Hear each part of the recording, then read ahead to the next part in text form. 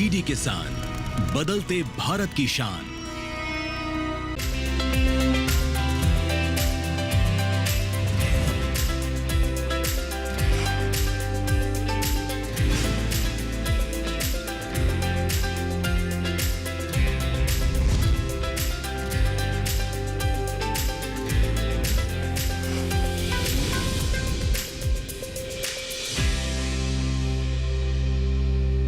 नमस्कार किसान भाइयों बहनों, दूरदर्शन किसान चैनल पर मैं अदिति शर्मा आप सभी का स्वागत करती हूँ।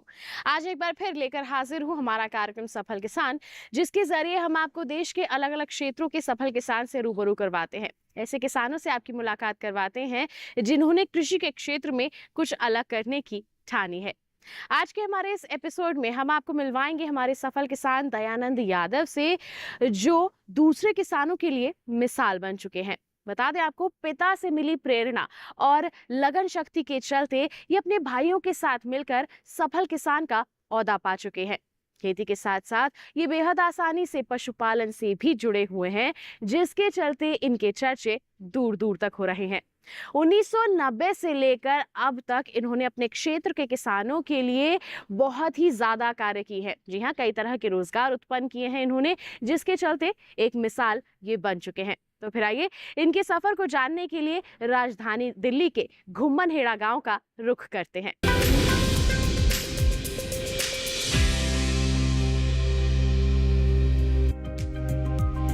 वैसे तो राजधानी दिल्ली किसी परिचय की मोहताज नहीं है। इसी जगह से हजारों साल का इतिहास जुड़ा है। लेकिन आज हम किसी इतिहास की नहीं, बल्कि बात करेंगे वर्तमान के ऐसे योद्धा की जो रणभूमि में नहीं, खेतों में अपना हल चलाकर और पशुपालन कर सफलता के नए आयाम रच रहे हैं। हम बात कर रहे हैं घुम्मनहेड़ा गांव के सफल किसान दयानंद यादव की। दयानंद यहाँ अपने भाइयों की मदद से 150 एकड़ के खेतों में फसल उगाते हैं, वो भी सीजन के हिसाब से। इनका कहना है कि इनकी फसल बाजार में सरकारी रेट से भी अच्छे दाम में बिकती है। दयानंद अपने खेतों में सरसों, धान के साथ कई तरह की सब्जी भी उगाते हैं। कैसे वो ये सब करते हैं, सुनते हैं उनकी सफलता की कहानी उन्हीं की जुबानी। मैं एक किसान हूँ, यहाँ खेती करता हूँ, गेहूँ की, धान की, सरसों की, सब्जी भी करते हैं, टमाटर है, प्याज है, भिंडी, बैंगन, और अपने पशुओं के लिए हरा चारा, जो भी ऑर्गेनिक करता हूँ, पशुओं के लिए जो हरा चारा करता हूँ। और मैं खेती करता हूँ 150 एकड़ के लगभग। उसमें सीजनेबल जैसे सरसों के टाइम पे 70-80 एकड़ में सरसों बोता हूँ, और 70 किल्ले 50-60 किल्ले गेहूँ के बोते हैं। और सब्जी के कभी 2 किल्ले कभी 3 किल्ले ऐसे सब्जी लगाते हैं। ज्वाइंट फैमिली है, हम 5 भाई हैं, सबसे बड़ा मैं हूँ। हम सब मिलके खेती करते हैं। बच्चे हमारे सब बाहर पढ़ते, बच्चों की ग्रेजुएशन सब बाहर करी है, कोई MBBS की है, किसी ने इंजीनियरिंग करी है। खेती हमारी अच्छे स्केल पे करते हैं। और बीज जैसे हमने KV के उज्ज्वला केंद्र से भी पता चला, ये उपचार करने की विधि भी, नई नई वैरायटी अभी जो है पुस्सा से संस्थान से, जैसे अब धान का सीजन है, बारिश के सीजन में धान लगते हैं, तो अब 60 एकड़ में धान लगा रखे हैं।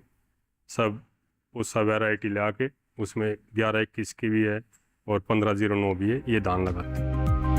दयानंद यादव जैविक खेती करके आज खूब मोटा मुनाफा कमा रहे हैं और पशुपालन ने इस पर सोने पर सुहागा वाला काम कर दिया। दयानंद आज ट्रैक्टर और कई तरह की आधुनिक मशीनों और यंत्रों के जरिए खेती करते हैं, जिससे काम अच्छा भी होता है और जल्दी भी। और तो और लेबर ढूंढने की भी चिंता नहीं होती। गेहूं की बुआई के लिए खरीदी गई मशीन ने ये सारा काम और भी आसान कर दिया। अच्छी बात यह है कि दयानंद और उनके जैसे गांव के दर्जन भर किसानों को खरपतवार और पराली की कोई चिंता नहीं होती। इनका कहना है कि ये पराली को कभी जलाते नहीं हैं, बल्कि उसका निपटारा सही तरीके से करते हैं। सुनिए क्या है उनका ये तरीका। यंत्र में हमारे पास ट्रैक्टर है तो 65 हॉर्स पावर के, और अब सबसे अच्छी जो यंत्र हमारे पास आया है, धान सीधी बुआई के लिए, धान बिजाई के लिए एक मशीन लेकर आए। स्टेप वाइज वे दाने डालते, जैसे 4 दाने 3 दाने एक जगह डाल दिया। अभी हमने बिजाई की है धान की, 10 एकड़ में बिजाई कर रखी है। उसका अभी तक बहुत अच्छे रिजल्ट है। और जो पहले हम किसान भाई जो भी थे खरपतवार से डरते थे, अब इसके एक एसडी बीज पूसा ने नया निकाला है, उसमें खरपतवार नाशक जो दवाई डालते हैं, तो जो वे धान एसडी बीज निकाला है उससे अलग कोई भी और पिछले साल का गिरा हुआ बीज या जैसे अपने ज़मीन के पास सीड्स बैंक होता है, कोई भी खरपतवार जमे हो वो दवाई सबको नष्ट कर देगी। धान अपना एक नंबर से होता है। इसमें यंत्र है, लेज़र लेवल है, ये किसान का एक बहुत बड़ा यंत्र आ गया। ये मल्टी प्लाऊ है, कल्टीवेटर है, एक्स्ट्रा है, जो आजकल ये प्रदूषण का बड़ा चलन हो रहा है। हमारे यहाँ गांव के एरिया में पूरे गांव में कहीं भी कोई पराली नहीं जलाता, सब बिक्री हो जाती है, और जो बचता है विशेष बच जाता है खेती में, उसको बिल्कुल ज़मीन में जुताई करके मिला देते हैं। उससे बड़ा फायदा होता है, आगे गेहूँ भी अच्छे होते हैं। किसान दयानंद ये अच्छी तरह से जानते हैं कि अच्छी पैदावार की चाहत में किसान खेतों में रासायनिक खाद की मात्रा बढ़ा रहे हैं, लेकिन इस रासायनिक खाद से पर्यावरण और मानव स्वास्थ्य पर नकारात्मक असर पड़ रहा है। इसलिए उन्होंने हमेशा अपने खेतों में जैविक यानी ऑर्गेनिक खेती को ही प्राथमिकता दी है, जिसका परिणाम उन्हें आज एक सफल किसान बना चुका है। इसी खेती किसानी की मदद से उन्होंने अपने परिवार के बच्चों को डॉक्टर से लेकर इंजीनियर तक बनाया है, और ये किसी भी किसान के लिए एक बहुत बड़ी बात है। इस बारे में दयानंद के साथ काम करने वाले उनके छोटे भाई क्या कहते हैं, सुनिए। यहाँ हमारा जो डेयरी फार्म है, इसमें हम काम करते हैं 5 भाई, ज्वाइंट फैमिली हमारी। 5 भाई, बड़े भाई का नाम दयानंद यादव, वो इस संचालन है, इसके डेयरी के सारे करता धरता वही है। तो हम सब मिलके अपना गौ सेवा लगे रहते हैं। अच्छा प्रॉफिट हो रहा है इससे, हमारा पूरा वो बच्चे भी पढ़ रहे हैं, सारा काम हो रहा है, डेयरी फार्मिंग भी अच्छी तरह से चलती है।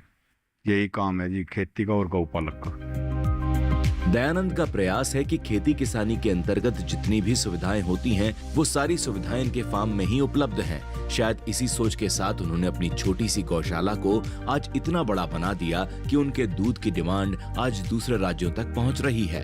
इनका मानना है कि गांव में खेतीबाड़ी आपसी सहयोग से की जाए तो काफी फायदा होता है, और इससे आय में वृद्धि के साथ गांव का भी विकास होगा। पशुपालन के जरिए दयानंद अपने खेतों के लिए जीवामृत तैयार कर लेते हैं, और इन्हें बाजार से कुछ लाने की जरूरत भी नहीं पड़ती।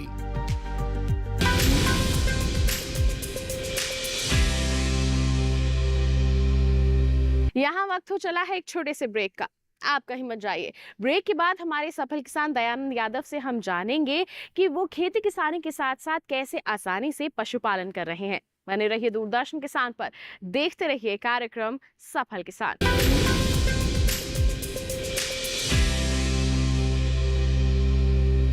आईपीएल बायोलॉजिकल्स फसल को कीड़ों, रोग, दीमक सबसे बचाएगा, बिना आपको ये आपके खेत को नुकसान पहुंचाए। तो अपना आज अच्छा हुआ ना, और साथ ही साथ ये मिट्टी और फसल के स्वास्थ्य का ध्यान भी रखिएगा, यानी अपनों का कल भी अच्छा। मतलब T20 और टेस्ट मैच दोनों में जी। बिल्कुल, आईपीएल बायोलॉजिकल्स यूज करें अपने आज और अपनों के कल के लिए।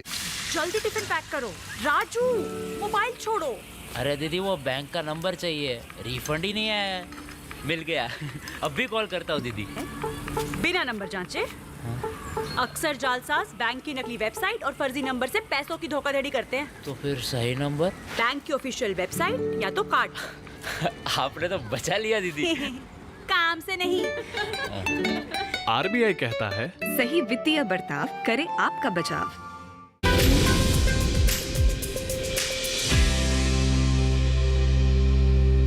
ब्रेक के बाद दूरदर्शन किसान के कार्यक्रम सफल किसान में आप सभी का फिर से स्वागत है। आइए रुख करते हैं हमारे सफल किसान दयानंद यादव का। उनसे जानते हैं कि वो किस तरह की प्रक्रिया को अपना रहे हैं, जिससे आसानी से वो खेती के साथ साथ पशुपालन को भी अपनाए हुए हैं।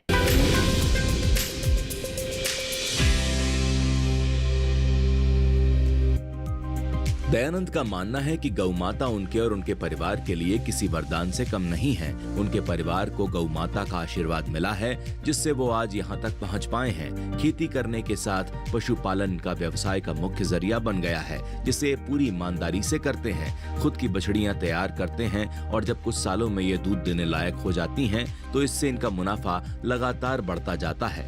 दयानंद आजकल के युवाओं को भी अपने पशुपालन से ही संदेश देने का काम भी कर रहे हैं।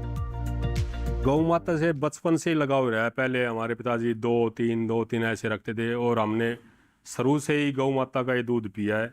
ये पौष्टिक भी है, एक्टिविटी भी है, दिमाग भी बच्चों का अच्छा रहता है। तो हमने इतना लगाव हो गया, तो एक जब जैसे हमने स्टार्ट किया तो एक मन में ये था भाई हर एक आदमी को प्योर दूध मिल जाए। मार्केट की दिल्ली की अपनी थी, यहाँ डिमांड बहुत थी लेकिन चीज़ नहीं मिलती। और अब हमारे पास चीज़ है, इतने ग्राहक है, ग्राहक को मना करना पड़ जाता है लेकिन हमारे से दूध पूरा नहीं होता। क्यों? एक रेंज होती है बंदे एक काम करने की। हमने इतना अपने 40-50 गायों के लिए काम कर रखा है। हमने एक गाय पहले जैसे शुरुआत में अपने घर के लिए ली, धीरे धीरे ये व्यवसाय बन गया। हमने ईमानदारी से काम किया। एक गाय 365 दिन देते तो 3 महीने के लिए ड्राइव रहती, 2.5-3 महीने एक साहिवाल गाय अच्छी नस्ल की। बाकी इससे इनकम बढ़ने लगी धीरे धीरे। हमने एक बार 80 गाय हमारे पास हो गई थी। तो फिर उस बच्चे से लग गया हमारे, तो धीरे धीरे कम कर दी। अच्छी बछड़ी हमारे पास नस्ल की तैयार। कोई भी मैं असली जो मेरा महत्व जो बच्चों को बताना है, जो किसान भाई करना चाहता है, वो ये नहीं कि आज आपने लोन ले लिया और हम गाय से एकदम करोड़पति, वो नहीं होता। इसमें काम करना पड़ेगा। 5 साल कम से कम जब अपनी बछड़ियाँ तैयार हो जाएगी और जब वो बच्चा देने लग जाएगी तो व्यवसाय बहुत बढ़िया। जो 20-30 हज़ार की नौकरी करने के लिए शहर में बाजे डोलते हैं, आज मोटरसाइकिल ले रखी है, उसमें पेट्रोल नहीं है, माँ बाप को छोड़ के भाज रहे हैं। तो गांव में अगर कोई रहता है और वो 20 हज़ार की नौकरी के लिए कहीं भज रहा है, उससे अच्छा है ईमानदारी से काम करेगा तो देखो कुछ दिन के लिए नफा भी रहेगा, घाटा भी रहेगा। खेती के साथ पशुपालन ने दयानंद के संयुक्त परिवार को आज कामयाब बना दिया है। दयानंद और उनके भाई ही नहीं बल्कि उनके बच्चे भी खाली समय में पशुओं की देखरेख का काम करते हैं। दयानंद खेत से मिलने वाली ताजा सब्जियां अपने पशुओं को खिलाते हैं, जिससे उनसे मिलने वाले दूध की गुणवत्ता और भी बढ़िया मिलती है। 1990 से दयानंद लगातार पशुपालन कर डेयरी का काम कर रहे हैं। इनका गायों के दूध की डिमांड आज राजधानी दिल्ली के आसपास के शहरों में भी रहती है, लेकिन ये सब इतना आसान नहीं था। इसके लिए उन्होंने और उनके भाइयों ने कड़ी मेहनत की है और पिता की शिक्षा पर काम करते हुए वो अपने परिवार को आज यहाँ तक ला पाए हैं। खेती के साथ साथ हमारा डेयरी व्यवसाय भी है। जैसे पहले भैंसे बहुत रखते थे, लेकिन अब 10 साल से गायों पे काम किया हमने, तो हमारे पास अब 40-45 गाय अपने पास है। गौ माता ये सारी साहिवाल और गिर है हमारे पास। जैसे हम इनकी सेवा करते हैं वैसे हमारे को ये माल दे रही है। इतना अच्छा मज़ा आ रहा है इसका दूध घर में पीने के भी। और हमारे दूध की क्वालिटी है, इनको कोई बाहर का फीड हम नहीं देते। सरसों का तेल है, अपनी सरसों बोते हैं, उसका तेल निकलवाते हैं, वो देते हैं। गेहूं का दाना है, जौ है, छिलका है, बिंदोड़ा है। बिंदोड़े का लेना पड़ता है हमने बाहर से, उसकी खड़ी हम इसको देते हैं, लेकिन वो अभी अच्छी क्वालिटी की, ये नहीं। उसी से 1 नंबर की क्वालिटी का हम दूध बनाते हैं हमारी गाय माता। और दूध इतनी डिमांड है हमारे पास, अब 200 लीटर दूध हमारे पास पैदा है, लेकिन बेचने को चाहे 3 क्विंटल बेच लो, 4 क्विंटल बेच लो, नहीं, जो हमारे पास है हम उसी की बिक्री करते हैं। दयानंद के फार्म में आज लगभग 40 गायें हैं और लगभग 22-23 बछड़ी, तो जाहिर है फार्म भी काफी बड़ा होगा। लेकिन इस फार्म को बनाने के पीछे भी एक कहानी छुपी हुई है। वो कहानी है एक नीम के पेड़ की, जिसे उन्होंने फार्म की छत बनवाने के लिए कटवाया नहीं, बल्कि भविष्य की सोच से जुगाड़ कर सीमेंट के बजाय टीन की शेड बनवाई। और आज कई सालों बाद ये पेड़ उनके फार्म की नींव और मजबूत कर रहा है। इसी के साथ दयानंद ने फार्म में पशुओं के मक्खी मच्छर से बचाव के लिए देसी तरीका भी अपनाया हुआ है, जो बेहद फायदेमंद साबित हो रहा है। हमारे पास अब कम से कम 22-23 बछड़ी भी है, और ये पीछे हमारे बछड़ी है, कुछ दूसरी साइड है, ये तैयार कर रहे हैं हम बछड़ी। हमारा सेल का कोई काम नहीं है। कभी कोई भाई ये सोचे ये सेल के लिए बोल रहे हैं, हम सेल करते भी नहीं, अपने लिए तैयार करते हैं। हम अब बाहर से परचेज नहीं करते कोई भी गाय, अपने घर में तैयार करके देसी गाय अच्छे सीमन रखवा के ये तैयार कर रखे हैं। कुछ परली साइड अब बच्चा देने वाले हैं बछड़ी, तो सब यहीं करते हैं। एक हमने ये सामने आप देख रहे हैं, इसको अपने देसी भाषा में अड्डा बोल देते हैं। किसी गाय बीमार दवाई देनी है या क्रॉस करवाते हैं तो उसमें सेफ्टी के लिए ये लगा रखे हैं, ये पीछे जो अड्डा बना रखे हैं। बछड़ी सब हम अपनी तैयार करते हैं। बछड़े ज़्यादा हो जाते हैं तो नस्ल के लिए कोई किसी को फ्री में दे भी देते हैं, ना गौशाला में डालते हैं। और भगवान की कुछ ऐसी मेहर है, अगर वो 20 गाय बच्चे दिए तो 2 ही बछड़े हमारे पास आते हैं, 18 बछड़ी आती है। जब हम डेयरी का निर्माण कर रहे थे तो एक समस्या आ गई, था हमारे पास ये नीम का पेड़ था, तो सब मिस्त्री वगैरह कहने लगे ये तो काटना पड़ेगा। मैं कहा नहीं भाई, इसके लिए बाकी ये जो हमने चद्दर डाल रखी है सिमट की है, तो इसके लिए हम स्पेशल लोहे की चद्दर ले कटिंग करवा के और ये सेट करा। इसके हमने बड़े फ़ायदे हैं, एक तो पूरे इस पर छाया रखता है, दूसरा 10 दिन में 12 दिन में इसकी हरी पत्ती तोड़ के गौ माता के बच्चों को भी खिलाते, उसमें पेट में कीड़े नहीं होते, बड़ा फ़ायदा है। हम भी इसकी दातुन करते हैं, गांव में नीम की पेड़ खूब दातुन चलती है, तो इसलिए इसको बचा के रखा है। ये हमारे को छाया दे रहा है। और प्रदूषण जितने पेड़ लगे, हमने खेत में भी खूब पेड़ लगा रखे हैं। हमने अपनी डेयरी में एक देसी जुगाड़ लगाया है, जो आप पीछे डिब्बे देख रहे हैं। इस डिब्बे में एक देसी चीज़ डाली है, जैसे कपूर की गोली है और बूरा, जो अपने घरों में यूज़ करते हैं। कपूर जलने वाला नहीं, जो किसान भाइयों को सबको पता है, किसी पशु के कीड़े जिनावर पड़ जाते जो भरने वाला होता है, वो इसमें पीस के या गोली सीधी डाल दे और बूरा डाल दे, थोड़ा पानी, आप 10 दिन में इसको चेंज करते। इससे मक्खी और मच्छर 100 के 100 ख़त्म नहीं होते, लेकिन 80% कम हो जाते हैं, पशु आराम से बैठते हैं। इस बात में कोई दो राय नहीं कि भारत में पशुपालन कृषि का एक महत्वपूर्ण हिस्सा है और ये किसानों के लिए अतिरिक्त आय का एक प्रमुख स्रोत भी है। हालांकि किसान दयानंद के लिए पशुपालन आय का मुख्य जरिया बन चुका है। सफल किसान दयानंद भी पशुपालन को बखूबी समझ चुके हैं। पशुपालन सफल किसान के लिए आर्थिक समृद्धि लाता है, साथ ही खाद्य सुरक्षा और पोषण में भी महत्वपूर्ण भूमिका निभाता है।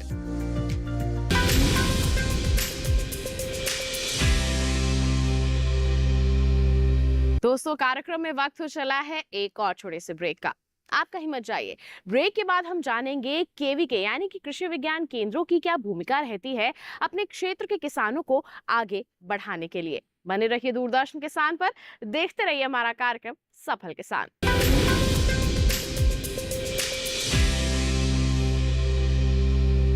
बैंक है तो घर पे पैसे रखने का रिस्क क्यों लेना। सुनो भैया, फफूंदी नाशक दो जिससे धान चकाचक हो जाए। जब ब्लास्ट और शीत ब्लाइट को करना हो पस्त, तो कोई भी फफूंदी नाशक से रिस्क क्यों लेना। IIL के ट्रैक्टर ब्रांड का इजुकी है तो रिस्क क्यों लेना। IPL बायोलॉजिकल्स फसल को कीड़ों, रोग, दीमक सबसे बचाएगा, बिना आपको ये आपके खेत को नुकसान पहुंचाए। तो अपना आज अच्छा हुआ ना, और साथ ही साथ ये मिट्टी और फसल के स्वास्थ्य का ध्यान भी रखिएगा, यानी अपनों का कल भी अच्छा। मतलब T20 और टेस्ट मैच दोनों में जी। बिल्कुल, IPL बायोलॉजिकल्स यूज करें अपने आज और अपनों के कल के लिए।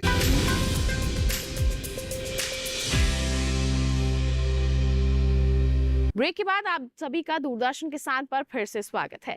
आइए कार्यक्रम को आगे बढ़ाते हैं और कृषि विज्ञान केंद्रों की कार्यप्रणाली को समझते हैं। किस तरह से वो हमारे किसानों को प्रोत्साहित कर रहे हैं, इसके बारे में जानते हैं और यहाँ के विशेषज्ञ से रूबरू होते हैं।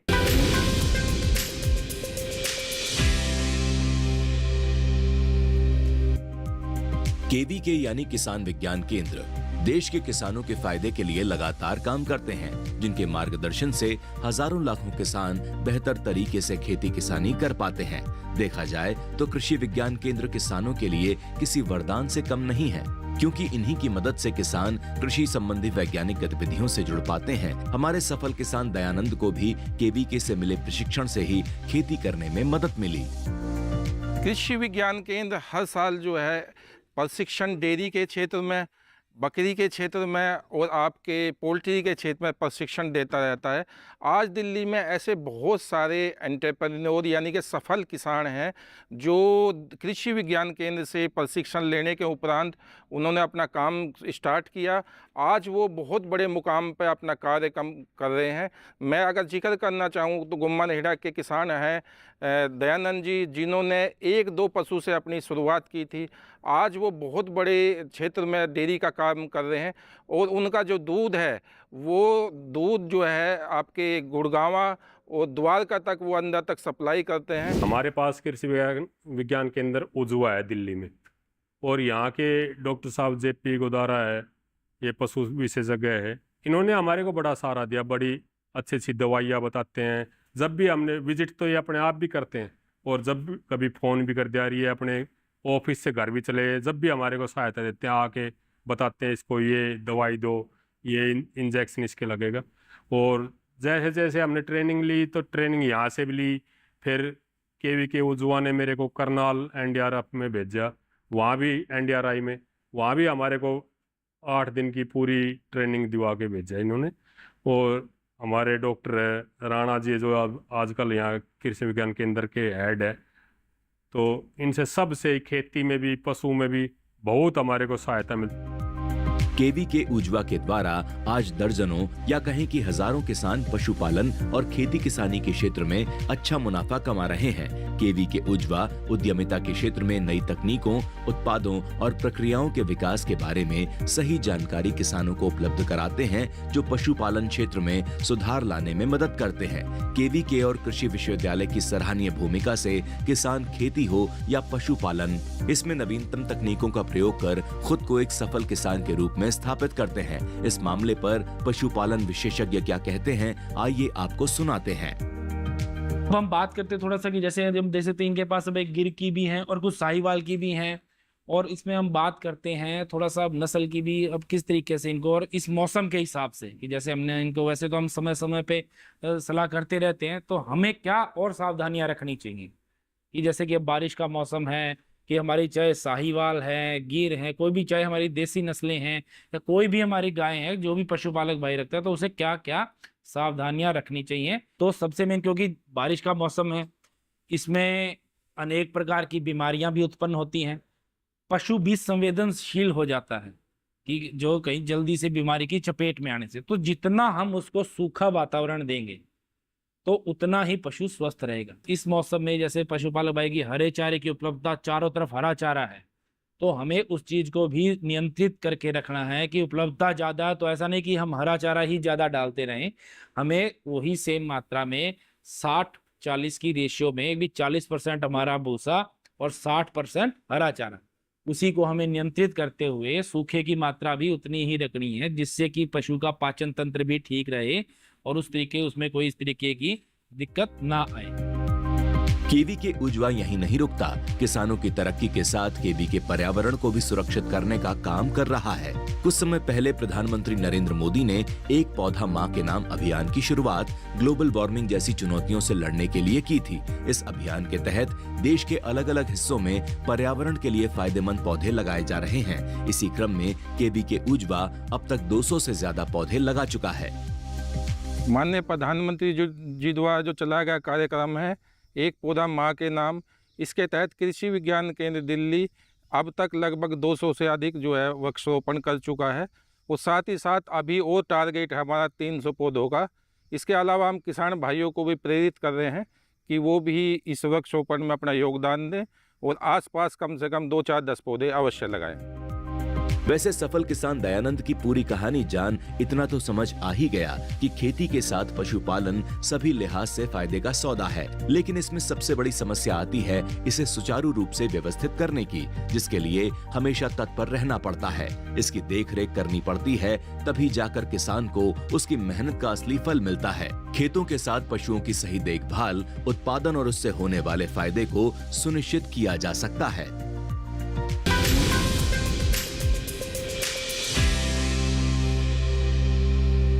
तो ये था हमारा आज का कार्यक्रम सफल किसान।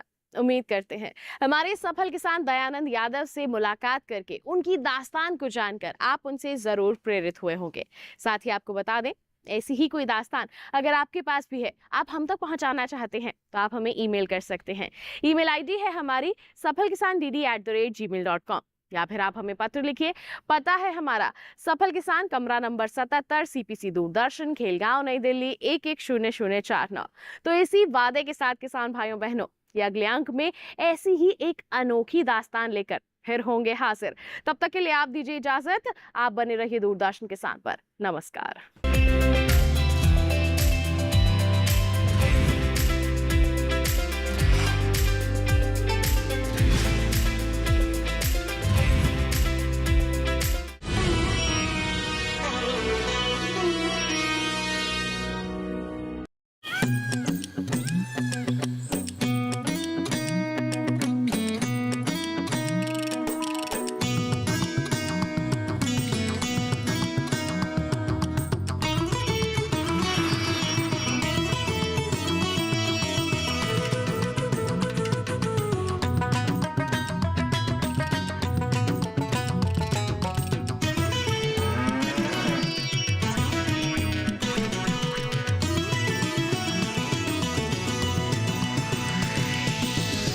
डीडी किसान, बदलते भारत की शान।